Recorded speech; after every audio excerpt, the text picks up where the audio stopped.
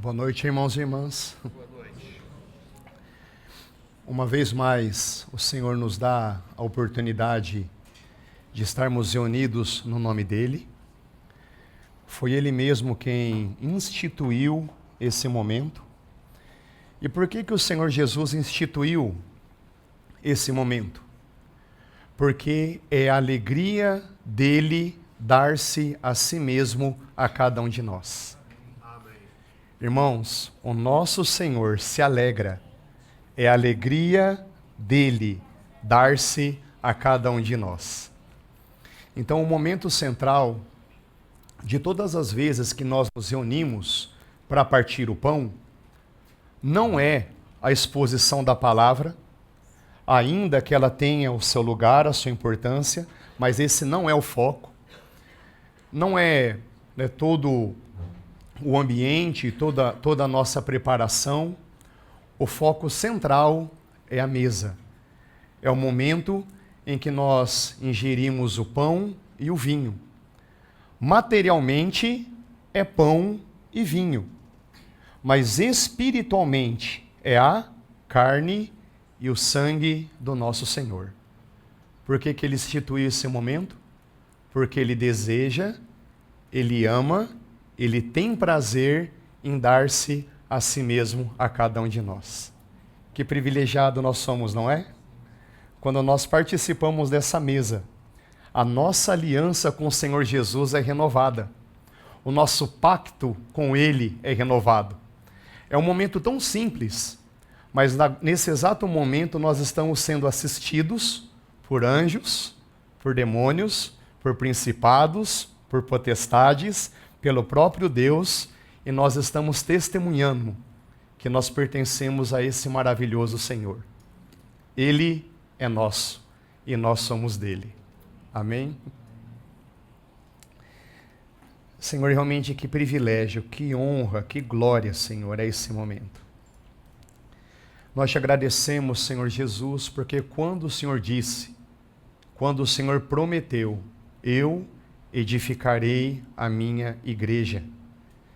E esse momento, Senhor, é um testemunho que ao longo de 2000 anos o Senhor tem edificado a tua igreja. Estamos aqui esta noite para que por tua graça sejamos edificados por ti. Senhor, faça-te presente, caminha em nosso meio.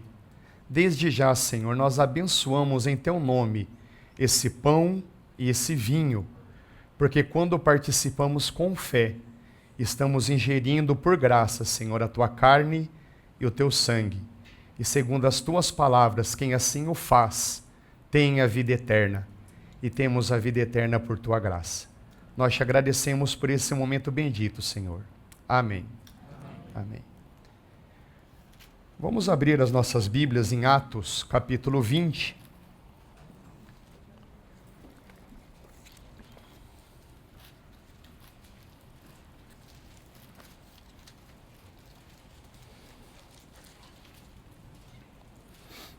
Atos capítulo 20. O nosso irmão Paulo estava dando algumas instruções para os presbíteros da igreja em Éfeso, mas eles estavam presentes na cidade de Mileto. Aqui é uma cidade que fica na costa da atual Turquia. Aí Paulo dizendo, Atos capítulo 20, verso 28. Cuidem de vocês mesmos e de todo o rebanho no qual o Espírito os colocou como bispos, para pastorearem a igreja de Deus, a qual ele comprou com seu próprio sangue. Uma expressão forte, não é, irmãos? A igreja foi comprada pelo sangue de Deus. E para nós é muito claro entendermos que o sangue de Deus é o sangue do Senhor Jesus. O sangue do Senhor Jesus nos comprou para Ele. Nessa mesma temática, 1 Coríntios capítulo 6,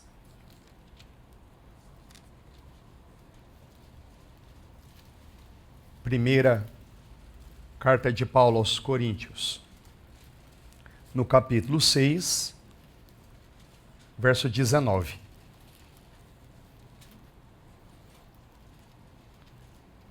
Será que vocês não sabem que o corpo de vocês é o santuário do Espírito Santo, que está em vocês, e que vocês receberam de Deus, e que vocês não pertencem a vocês mesmos?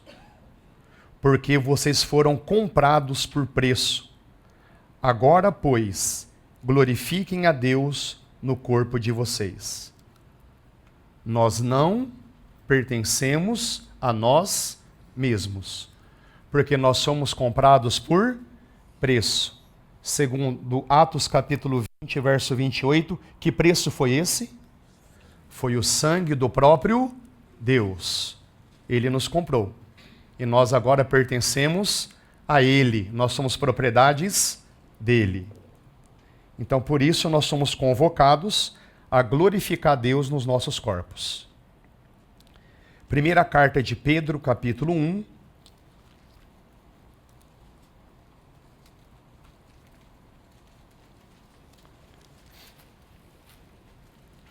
Primeira Pedro, capítulo 1, verso 18.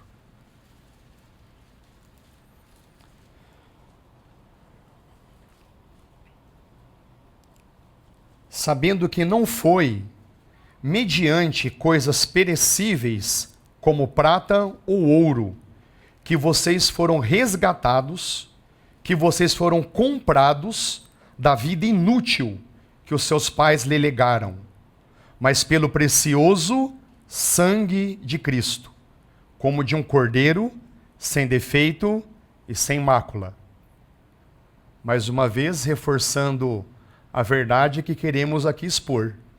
Nós somos comprados pelo sangue de Cristo. Irmãos, nesses 3 textos, que nós lemos, nós temos uma realidade espiritual sendo comparada com um ato comercial. Nós temos uma mercadoria, nós temos um comprador e nós temos um preço que foi pago. Então, humildemente pediria a participação de vocês. Quem é a mercadoria? Irmãos, quem é a mercadoria? Quem foi comprado? Fomos nós. Quem é o comprador? É Deus. E qual foi o preço que ele pagou? O seu próprio sangue. Nós somos comprados por Deus, pelo próprio sangue de Deus. Essas verdades realmente devem mexer profundamente com os nossos corações, a gloriosa obra que o nosso Deus fez em nosso favor. A Bíblia nos revela que o pecado é comparado com uma dívida que é contraída contra Deus. Os nossos pecados são dívidas. E é uma dívida com consequência eterna. O Senhor Jesus, ele também nos revela que quem comete pecado é escravo do pecado. Irmãos, o pecado não é simplesmente uma dívida, ele também nos escraviza. João 8, 34. E segundo o próprio Senhor Jesus, quem é o pai do pecado? Quem é o pai da mentira? O pai do pecado? É o próprio Satanás. Então, quando uma pessoa, João 8, 44, quando uma pessoa vive na prática do pecado, quando uma pessoa vive apartada de Deus, por mais ética que ela seja, porque essa é uma questão espiritual, não é uma questão comportamental, os irmãos entendem a diferença? Então, quando uma pessoa vive em pecado, segundo a palavra de Deus, ela é escrava do pecado e, por tabela, nessa questão comercial, entra um atravessador, entra um oportunista chamado Satanás. Então a pessoa é escravizada pelo pecado e é escravizada por Satanás. Irmãos, essa verdade, ela pode ser ilustrada em Lucas capítulo 13, quando o Senhor Jesus cura aquela mulher que durante 18 anos vivia encurvada.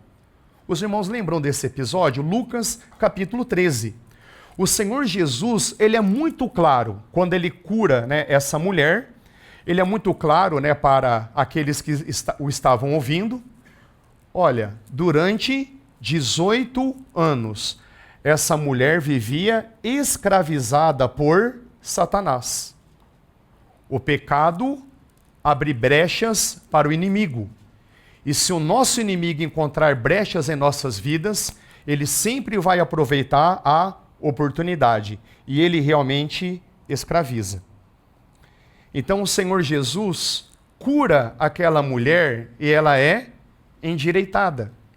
E de uma forma muito bela, pelo menos eu vejo assim, isso conta um pouco da nossa história.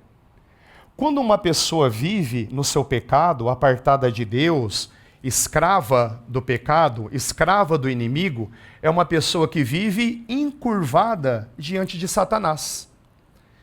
E quando uma pessoa vive encurvada, ela olha muito o próprio umbigo, não é verdade? Então uma pessoa que é escravizada por Satanás, normalmente é uma pessoa muito egoísta. Olha muito para o seu próprio umbigo. Até que um dia, e que glorioso dia, a gente é encontrado pelo Senhor Jesus. E de olhando para o nosso próprio umbigo, nós somos curados. E quem é a primeira pessoa que nós enxergamos? É a face dele.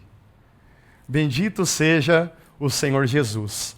Da mesma forma que ele perdoou o pecado daquela mulher, da mesma forma que ela libertou aquela mulher da escravidão de Satanás, ele também nos liberta dos nossos pecados. E ele também nos liberta daquele que nos escravizava. Irmãos, esse é o Evangelho. É o Evangelho do nosso Redentor, Senhor Jesus. É aquele que nos resgata de volta para si mesmo. Bendito seja o nosso Senhor. Irmãos, aqui nesse ponto da mensagem, há algo que eu entendo que é importante de ser esclarecido. O Senhor Jesus, atenção, ele não paga o resgate de nossas vidas para Satanás. Quero novamente repetir, porque esse é um ponto importante, eu até sei que é uma controvérsia teológica. O Senhor Jesus não pagou pelos nossos pecados para Satanás. O Senhor Jesus nos pagou para o próprio Deus. Irmãos, o que é que nos escravizava? Os pecados. Os pecados eram as nossas dívidas. Aí o nosso Senhor vai pagar a nossa dívida. Mas para quem nós éramos devedores? Nós éramos devedores para Deus ou éramos devedores para o diabo? Devedores para Deus. Então o nosso Deus Todo-Poderoso, o Filho Eterno, ele se encarna, é o nosso Senhor Jesus. E lá na cruz, ele derrama o seu preciosíssimo sangue para nos resgatar de volta para o próprio Deus. É Deus pagando por nossas vidas para o próprio Deus. O inimigo é só um oportunista. Mas o nosso Deus resolve a nossa situação graciosamente, nos trazendo de volta para o nosso Deus e Pai. Irmãos, essa obra gloriosa, ela nos revela, no mínimo, gostaria aqui de elencar 3 realidades. O fato do próprio Deus ter derramado o seu próprio sangue em nosso favor, no mínimo, revelam 3 realidades. A primeira realidade é a seriedade do pecado. Irmãos, em nome do Senhor Jesus, o pecado é algo extremamente sério aos olhos de um Deus santo, de um Deus puro.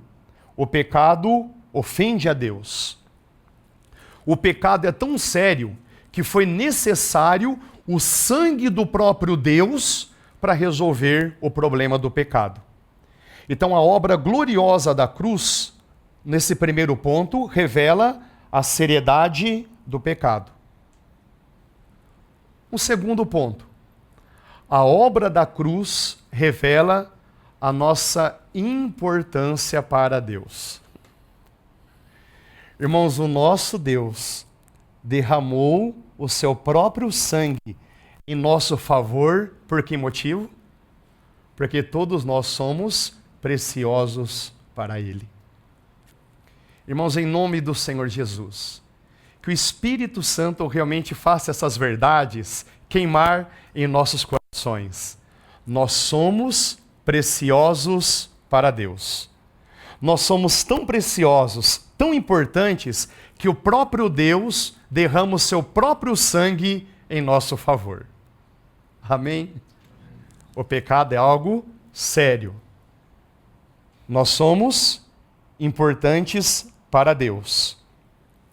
E a obra da cruz, ela também revela o amor, a graça e a misericórdia de Deus. Irmãos, a auto-entrega do nosso Senhor Jesus na cruz foi o maior ato de amor e horror da história da humanidade. É um paradoxo, não é? Mas é algo real. O ato de auto-entrega do Senhor Jesus, irmãos, o Senhor Jesus, ele estava a todo momento dirigindo o próprio julgamento. Não pense que o Senhor Jesus foi pego de surpresa, ele estava a todo momento plenamente consciente do que estava acontecendo com ele e voluntariamente ele se entregou. E a entrega da cruz foi o maior ato de amor e horror da história da humanidade. Será que todos nós podemos, com os olhos da fé, entender porque foi o maior ato de horror? Porque ali o Senhor Jesus foi esmagado por causa dos nossos pecados. Irmãos, é verdade que os sofrimentos físicos do Senhor Jesus foram sofrimentos reais. Ele sofreu diante da guarda do Sinédrio, das autoridades judaicas. Ele sofreu diante dos soldados romanos. Irmãos, a Bíblia não chega a dizer claramente, mas eu imagino que aqueles soldados estavam endemoniados, porque o inimigo realmente tem uma fúria extrema contra o Senhor Jesus, e nós sabemos que as forças de uma pessoa endemoniada, elas são multiplicadas. Então, realmente, os sofrimentos físicos do Senhor Jesus foram terríveis. Nós não os desconsideramos. Mas os sofrimentos físicos do Senhor Jesus não se comparam com seu sofrimento espiritual. Irmãos, naquelas últimas 3 horas da cruz, quando o Senhor Jesus diz aquelas solenes palavras: Deus meu, por que me desamparastes? Tenho sede, porque ali ele estava provando o peso do pecado de toda a humanidade. E lá estava o nosso pecado. E ele estava pagando o nosso preço com o seu próprio sangue. Então que realmente essas verdades, elas possam ser vivas nos nossos corações. A cruz é o maior ato de horror, mas também é o maior ato de amor da história da humanidade. E quando o amor se manifesta, a manifestação do amor se chama graça. O que é graça? Graça é a manifestação do amor. Quando o amor é colocado em ação, então nós temos a graça. E quando a graça é dirigida a indignos, ela passa a ser chamada de misericórdia. Misericórdia é a graça dirigida a indignos. Então nós podemos dizer: o nosso Deus nos amou. e nos ama, e sempre nos amará. O nosso Deus é um Deus gracioso, e Ele é um Deus misericordioso. Então a grandeza da obra da cruz nos revela essas verdades. Ali o preço por nossas almas foram pagos pelo próprio sangue de Deus. A seriedade do pecado, a nossa importância aos olhos de Deus e também o amor, a graça e a misericórdia que o nosso Deus tem em relação a todos nós. Irmãos, esse é o Evangelho. Esse é o Evangelho. Essas são as boas novas para todos nós. Rumando para o final dessa palavra, gostaria de simplesmente usar uma história bíblica real para ilustrar esse ato de compra. E nós encontramos numa história de amor entre duas pessoas, Ruth e Boaz. Os irmãos lembram da história de Ruth? Ruth era uma moabita, era uma estrangeira que se converteu ao Deus de Israel. Ruth, uma estrangeira, se converte ao Deus de Israel. Aí, morando em Israel, ela se apaixona por um homem da tribo de Judá chamado Boaz. Ruth se apaixona por Boaz. E Boaz também se apaixona por Ruth. Vão ligando os pontos. Só que Ruth precisava ser resgatada, havia um preço de resgate que Boaz deveria pagar. E quando nós lemos o livro de Ruth, irmãos, quando chegarmos lá na nossa leitura anual, são só 4 capítulos, né? Vai ser praticamente um dia só. Boaz, quando a gente lê, né, tem uma série de detalhes que não convém agora. Boaz abre mão de alguns direitos, de alguns privilégios, e ele paga um alto preço para se casar com Ruth. Boaz para se casar com Ruth. Ele abre mão de direitos, ele abre mão de privilégios, é só ler o livro, e de uma forma imediata, de uma forma muito rápida, é sinal de alguém que está muito apaixonado, desejoso de casar, ele resgata a vida de Ruth. Eles se casam e se tornam bisavós do rei Davi. Será que a história de Ruth é a nossa história? Éramos estrangeiros, forasteiros, inimigos de Deus, rebeldes. Essa é a história de alguém que vive no seu pecado. Mas um dia a gente se converte ou é convertido, fique à vontade na sua linha teológica, não importa. O fato é que a gente se apaixona pelo nosso Boaz. Irmãos, quem é o nosso Boaz? É o nosso bendito Senhor Jesus. E o que deve nos impressionar, irmãos, é algo que deve nos impressionar. Ele também se apaixona por nós. Irmãos, em nome do Senhor Jesus, o nosso Senhor Jesus morre de amor por nós. E ele pagou um alto preço. Ele também abriu mão de direitos. Ele veio a essa terra, ele se humilhou como Boaz, ele abriu mão de direitos e na cruz ele pagou o grande preço por amor às nossas almas. Bendito seja o nosso amado Boaz. Existe um detalhe na língua hebraica que eu acho muito interessante. A palavra pagamento que aparece ali, porque Boaz pagou por Ruth. A palavra pagamento no hebraico é damim.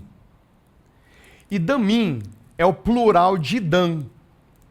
É a letra Dalet e uma outra letra que eu esqueci. Mas vem da palavra, vem de Dan, E Dan significa pecado. Então, Dan é pecado. Damim, que é o plural, significa pecados ou pagamento. Então, nós temos ali no hebraico Boaz, Damim, Ruth. Boaz pagou por Ruth.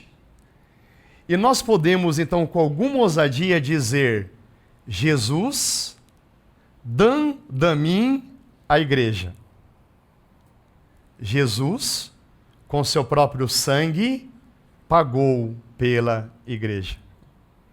A palavra pecado e pagamento são palavras muito próximas. Então, o nosso Senhor Jesus pagou por cada um de nós. Irmãos, então, em nome do Senhor Jesus, que essas verdades, elas realmente possam alimentar o nosso coração. Nós somos comprados de Deus para o próprio Deus. E porque o Senhor Jesus pagou o preço, todos os nossos pecados foram perdoados e esquecidos. Porque o Senhor Jesus pagou o preço, Ele é o nosso Redentor, está disponível agora para nós todas as bênçãos de Deus. Irmãos, agora nós podemos ser abençoados por Deus, porque o Senhor Jesus pagou o preço. Porque o Senhor Jesus pagou o preço, nós não somos mais escravos do pecado, do nosso ego e nem de Satanás. Ele pagou o preço. Porque o Senhor Jesus pagou o preço, os nossos nomes estão escritos no livro da vida. Amém. Porque o Senhor Jesus pagou o preço, Ele é o nosso Redentor. Hoje nós somos moradas, habitação do Espírito Santo de Deus. Irmãos, o Espírito Santo é o próprio Deus, com seus recursos, com as suas virtudes, com as suas capacitações, que vem morar em nós. Porque o Senhor Jesus pagou um preço. Um dia nós seremos glorificados e moraremos com Ele em eternidade feliz, em eternidade alegre, na presença do nosso Deus.